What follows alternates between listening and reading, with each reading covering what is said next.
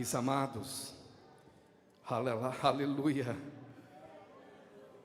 louvado seja o nome do Senhor Jesus. O apóstolo Pablo, ele dijo uma carta a los romanos, no el primer capítulo e el versículo 16, na palavra conhecida, porque não me avergüenzo del evangelio. Aleluia. Porque é poder de Deus para a salvação a todo el que crê, al judío primeiramente e também al griego. Eu quero agradecer a Deus, hermanos, nesse breve saludo, nessa parte que me toca, e ensinar em primeiro lugar a meu querido pastor presidente uma foto, pastor, para que você mire, se quiser passar, para os pastores.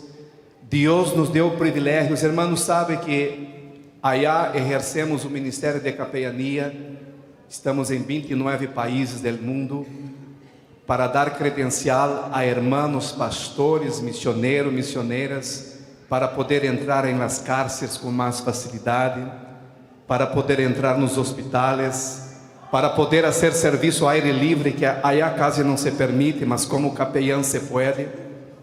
Aí, alguns que pensavam que era coisa del diabo, não é coisa del diabo, hermano, é ferramenta que Deus está ponendo em nossas mãos. O apóstolo Pablo dijo: eu uso de todos os meios para ganhar a Cristo. E eu cheguei a um ponto que já não me interessa mais o que vão falar e pensar. Se vamos ganhar almas para Jesus, temos que fazer o que temos que fazer. Amém? E amados, aqui temos uma foto, pastor.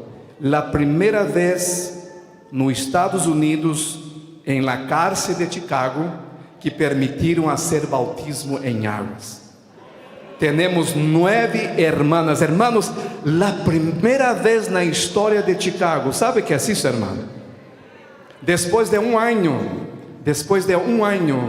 de discipulado, todos os sábados, aleluia, 9 hermanas receberam a Cristo, deram seu testemunho em lágrimas. Podemos entrar com uma alberga bem chiquita. Eu não pude entrar na água, entrava uma e eu desde afuera. E a glória de Deus aí. E os xerifes com seus olhos bem grandotes, apavorados, e depois falaram: uau, não sabíamos que era tão lindo o bautismo em águas. Era uma tarde muito caliente, mas os céus se abriram para receber 9 hermanas que estão encarceradas, só fisicamente, mas espiritualmente já estão liberadas. Orai por nós outros, amados hermanos. Temos um desafio. Toda a semana se faz evangelismo nas calles de Chicago. Toda a semana. Caindo neve, sem neve, com sol, com lluvia. Toda a semana há evangelismo. Ou seja, estamos sembrando, pastores. Como prediquei allá em Buenos Aires, aquele que vai andando, aquele que vai remendo, mas que sigue andando com lágrimas. Eu sinto, pastores, que Deus vai nos confortar nesse congresso. Eu sinto que Deus vai renovar nossas forças. Eu sinto, irmãs, que Deus está usando ustedes. Igreja, é tempo de orar por nossos líderes, porque os ataques são grandes, aleluia, porque esses homens que estão aqui, muitas madrugadas, vocês estão descansando, e eles estão arrodeados, clamando a um Deus vivo, a um Deus poderoso. Muitas vezes vocês estão em seu hogar comendo, quem sabe, um churrasco na carne assada, e eles estão em um funeral, aleluia, mas estamos aí, irmãos, sembrando a palavra, e eu me quedo com a palavra que a irmã, esposa do pastor, predicou. É hora de levantarmos. E para terminar, em Jacksonville, pastora que predicou, chamamos de pastora porque é esposa de pastor, amém? Em Jacksonville, quando a senhora predicava essa palavra, eu me acordei que um filho de um diácono, seu papá nos chamou, e com isso termino, porque a hora já se termina. Un joven de 25 años, pastor, andando de moto, se acidentou e quebraram su coluna. E eu nunca mirei um homem assim. Le colocaram como que casco completo em todo su corpo, uma cobertura, gesso. E ele não podia se mover para nada. Estava, desculpa a palavra, como uma múmia, todo completo, de la cabeça, el cuello, hasta los pies. E era um jovem muito forte, amém? Muito alto. E o único lugar que ele podia quedar era no piso. Então tinha que ter 2 ou 3 varones para acostá-lo. E quando seu papá me chamou com muita tristeza e disse assim: mire que responsabilidade, irmão. Que responsabilidade está sobre o ombro desses homens aí. Por isso, irmãs, eu agradeço em nome de Jesus e digo: siga orando por eles.